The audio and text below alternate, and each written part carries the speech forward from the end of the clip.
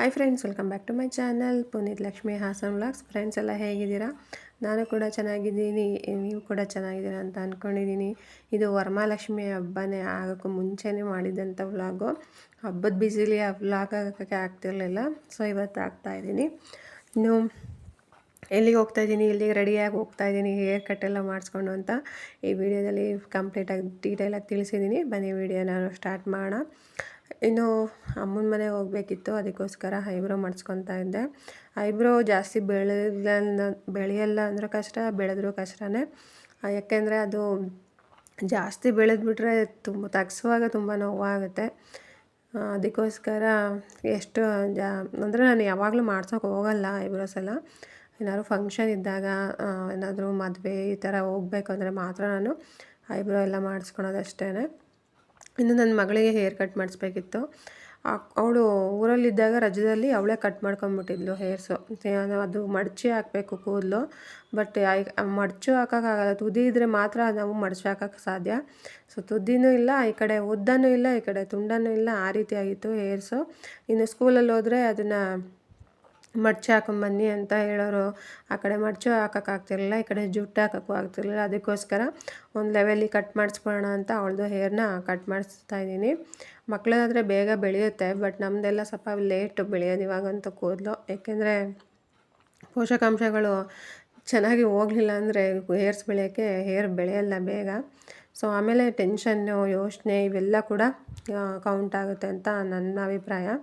ಮಕ್ಕಳಿಗೆ ಅಂದರೆ ಯಾವುದೇ ರೀತಿ ಟೆನ್ಷನ್ ಇರಲ್ಲ, ಹಂಗಾಗಿ ಬೇಗ ಕೂದಲು ಬೆಳೆಯುತ್ತೆ. ಇನ್ನು ಹೇರೆಲ್ಲ ಕಟ್ ಮಾಡಿ ಒಂದು ಲೆವೆಲಿಗೆ ಮಾಡಿಸಿ ಅದನ್ನು ಸ್ಟ್ರೈಟ್ ಮಾಡಿಸಿದೆ. ಇನ್ನು ನನ್ನ ಹೇರು ಅಷ್ಟೇ, ನಾನು 3 ವರ್ಷ ಆಗಿತ್ತು ನಾನು ತಿರುಪತಿಗೆ ಮುಡಿ ಕೊಟ್ಟು. ಅಲ್ಲಿಂದ ಇಲ್ಲಿವರೆಗೂ ಒಂದು ಸರಿನೂ ಹೇರ್ ಕಟ್ ಮಾಡಿಸೇ ಇರಲಿಲ್ಲ. ಯಾಕೆ ಸ್ಪ್ಲಿಟ್ ಎಲ್ಲ ಹೊಡೆದಿತ್ತು, ಕೆಂಚು ಆಗಿತ್ತು, ಆಮೇಲೆ ಒಂದು ಲೆವೆಲಲ್ಲಿ ಇರಲಿಲ್ಲ ಹೇರ್ಸು. ಅದಕ್ಕೋಸ್ಕರ ಕಟ್ ಮಾಡಿಸೋಣ ಅಂತ ಅಂದ್ಬಿಟ್ಟು ನಾನು ಸ್ವಲ್ಪ ಕಟ್ ಮಾಡಿಸಿ ಸ್ಟ್ರೈಟ್ ಮಾಡಿಸಿದೆ, ಅಂದರೆ ಸೆಟ್ ಮಾಡಿಸಿದೆ. ನೋಡಿ ಈ ರೀತಿ ಆಗಿದೆ ಕೂದಲು. ತುಂಬಾ ಚೆನ್ನಾಗಿತ್ತು. ಫಸ್ಟ್ ಡೇ ಹೇರ್ನ ಈ ರೀತಿ ಕಟ್ ಮಾಡಿಸ್ಕೊಂಬಂದಿದ್ದೀನ, ಈ ರೀತಿ ಇತ್ತು. ಸ್ಟ್ರೈಟ್ ಆಗಿತ್ತಲ್ಲ, ಅದಕ್ಕೆ ಸ್ವಲ್ಪ ಉದ್ದನೇ ಅನಿಸುತ್ತೆ.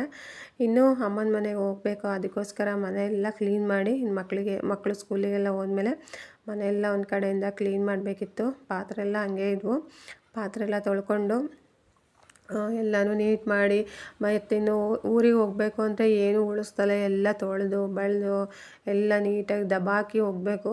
ಹಾಗಾಗಿ ಎಲ್ಲ ನೀಟ್ ಮಾಡಿ ಎಲ್ಲ ಕ್ಲೀನ್ ಮಾಡಿಕೊಂಡು, ಇನ್ನು ಬಟ್ಟೆಗಳೆಲ್ಲ ಜೋಡಿಸ್ಕೊಳೋದಿತ್ತು ಹೋಗೋಕ್ಕೆ.